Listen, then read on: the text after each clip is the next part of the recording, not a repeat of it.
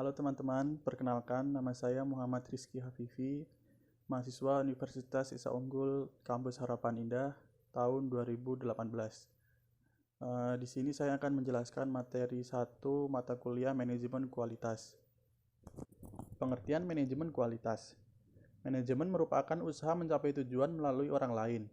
Dalam mencapai tujuan tersebut, kegiatan manajemen mempunyai beberapa fungsi yang harus dilaksanakan, yaitu perencanaan, pengorganisasian, kepemimpinan, dan pengendalian.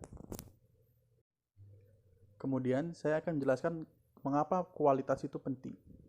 Yang pertama, yaitu dapat meningkatkan reputasi perusahaan.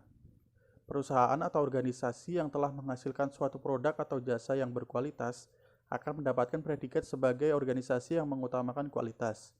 Oleh karena itu, perusahaan atau organisasi tersebut dikenal oleh masyarakat luas dan mendapatkan nilai lebih di mata masyarakat.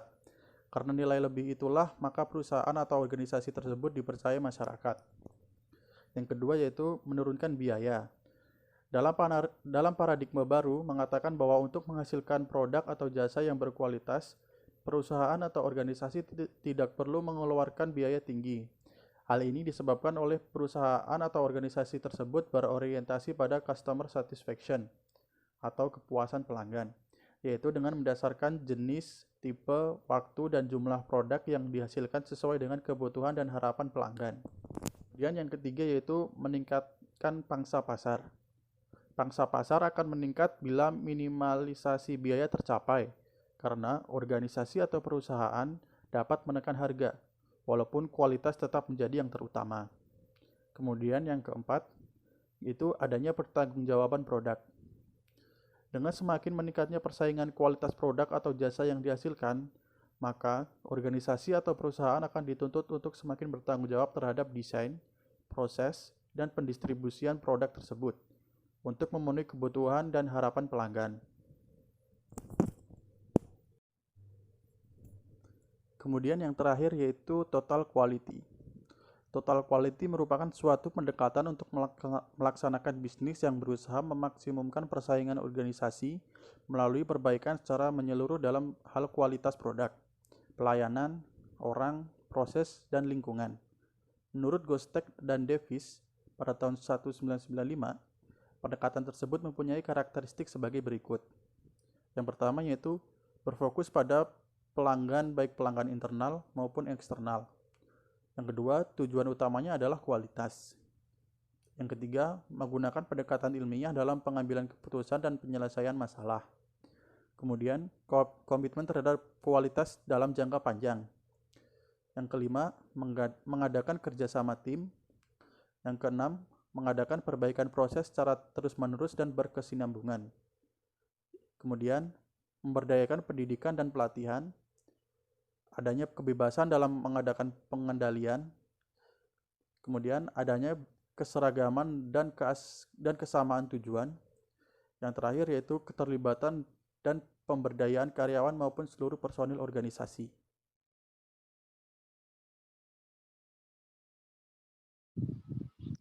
Halo semua, saya Rindrisda Pangestu dan saya akan membawakan materi mengenai TQM. Berikut ini merupakan konsep-konsep dasar dari TQM atau Total Quality Management. TQM adalah sebuah manajemen kualitas yang lebih berfokus kepada pelanggan dengan cara melibatkan seluruh level tingkatan karyawan dalam mengerjakan peningkatan ataupun perbaikan secara berkelanjutan. TQM akan lebih cenderung memanfaatkan strategi, komunikasi, dan data yang efektif dalam mengintegrasikan kedisiplinan kualitas dalam kegiatan operasional dan budaya perusahaan. Berikut ini merupakan elemen-elemen yang terdapat pada Total Quality Management. Unit organisasi. Unit organisasi terdiri dari pertama adalah people, kedua adalah purpose, ketiga adalah proses, dan yang terakhir adalah polka atau fungsi dari manajemen itu sendiri. Unit-unit organisasi akan terhubung satu sama lain dan saling berkomunikasi untuk membuat planning, men-checking, dan mengimplementasikan planning atau perencanaan yang sudah ditetapkan untuk organisasi itu dalam meraih suatu tujuan. Jaminan kualitas. Bicara mengenai TQM, sudah pasti jaminan kualitas merupakan salah satu hal yang penting dalam memastikan produk tersebut sesuai dengan standar yang telah ditetapkan. Perusahaan yang memproduksi suatu barang atau jasa akan melakukan quality control terlebih dahulu sebelum memasarkan produk tersebut kepada masyarakat. Sekian dari ringkasan materi TQM menurut pendapat saya. Sekian dan terima kasih. Kurang lebihnya mohon maaf dan semoga teman-teman lebih tertarik lagi untuk mempelajari TQM lebih lanjut. Lanjut di materi 3 ya, yaitu adalah QFD. QFD merupakan Quality Function atau Deployment. QFD adalah sistem untuk mendesain produk atau layanan berdasarkan permintaan pelanggan yang melibatkan semua anggota produsen atau organisasi pemasok. Kita jabarin dulu QFD itu apa. Yang pertama itu ada quality, yaitu untuk memenuhi kebutuhan atau persyaratan pelanggan. Yang kedua itu ada function, apa yang harus dilakukan. Nah, kita harus fokus dengan apa yang harus dilakukan. Yang ketiga itu ada deployment, yaitu siapa dan kapan akan dilakukannya. Tujuan dari QFD itu yang pertama ini untuk memungkinkan produsen untuk mendapatkan produk yang berkualitas lebih tinggi, menyerahkan ke pasar lebih cepat dan dengan biaya produk atau layanan lebih rendah. Yang kedua itu, produsen akan menghasilkan desain produk yang digerakkan atau diinisiasi oleh pelanggan dan akhirnya akan menyediakan sistem pelacakan untuk desain masa depan atau perbaikan proses. Hasil yang diharapkan dengan melakukan studi QFD ini ada banyak sih ya. Yang pertama itu ada pemahaman yang lebih baik tentang kebutuhan pelanggan. Yang kedua, peningkatan organisasi pada proyek-proyek pembangunan. Yang ketiga, ada peningkatan pengenalan produk ke tahap produksi. Selanjutnya ada perubahan desain yang lebih sedikit pada saat fase pengembangan. Lalu lebih sedikit masalah produksi atau manufaktur. Selanjutnya peningkatan reputasi karena serius menangani kualitas. Selanjutnya itu ada untuk peningkatan bisnis. Yang terakhir mendokumentasikan definisi produk berdasarkan pelanggan. Sejak diperkenalkan, Quality Function Deployment telah membantu mengubah cara bekerja banyak perusahaan, terutama dalam hal sebagai berikut. Yang pertama itu ada merencanakan produk baru, lalu yang kedua merancang persyaratan produk, yang ketiga menentukan karakteristik proses, yang keempat ada mengontrol proses manufaktur, yang kelima itu mendokumentasikan spesifikasi produk yang sudah ada. Nah, sekian dulu dari ringkasan materi ketiga ini tentang QFD, yaitu Quality Function Development. Lanjut ke materi berikutnya. Assalamualaikum warahmatullahi wabarakatuh. Saya Apsara Merlianti akan menjelaskan tentang budaya mutu. Budaya mutu adalah sistem nilai organisasi yang menciptakan lingkungan yang kondusif untuk berlangsungnya perbaikan mutu yang berkesinambungan. Budaya mutu sendiri terdiri dari nilai-nilai, tradisi, prosedur, dan harapan tentang promosi tertentu.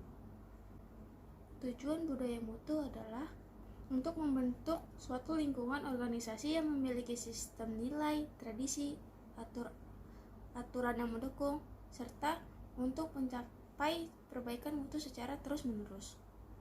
Karakteristik organisasi yang memiliki budaya mutu adalah berorientasi terhadap kepuasan konsumen, obses terhadap perbaikan terus-menerus, keinginan yang tulus dan maupun baliknya, pendekatan kerja tim terhadap masalah dan proses, kemitraan internal yang saling mendukung, rekan kerja yang dipandang sebagai konsumen internal, pelibatan dan pemberian wewenang karyawan secara luas, pendidikan dan pelatihan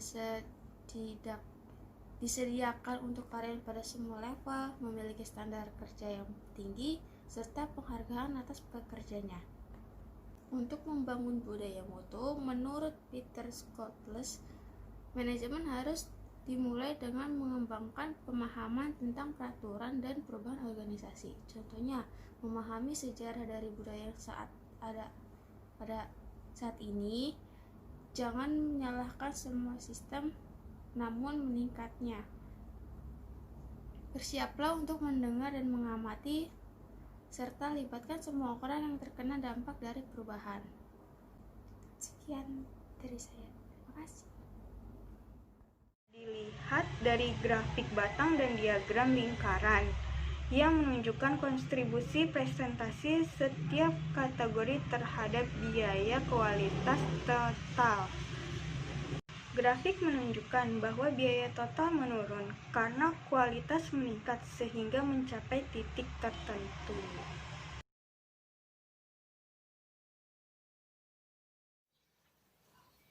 Assalamualaikum warahmatullahi wabarakatuh. Halo semuanya, perkenalkan nama saya Ska Aprilia. Saya dari Universitas Esa Unggul. Di video kali ini saya akan mempresentasikan tentang tugas manajemen kualitas, yaitu tentang benchmarking. Baik, di sini saya akan menjelaskan tentang pengertian benchmarking.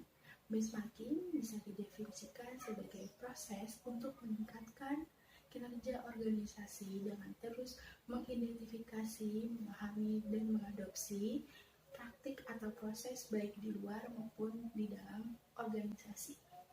Untuk selanjutnya, saya akan membahas tentang asal-usul benchmarking. Benchmarking pertama kali didefinisikan oleh Xerox pada tahun 1979 melalui perbandingan kinerja yang sistematis dan kolaboratif dengan para pesaingnya. Tujuan Xerox adalah mengevaluasi dirinya sendiri untuk mengidentifikasi kekuatan dan kelemahannya dan beradaptasi dengan kondisi pasar yang terus berubah. Di sini ada langkah-langkah benchmarking. Langkah-langkah benchmarking dibagi menjadi 4. Yang pertama, perencanaan. Yang kedua, integrasi. Yang ketiga, analisis. Dan yang keempat, pemantauan. Tujuan benchmarking dibagi menjadi 2.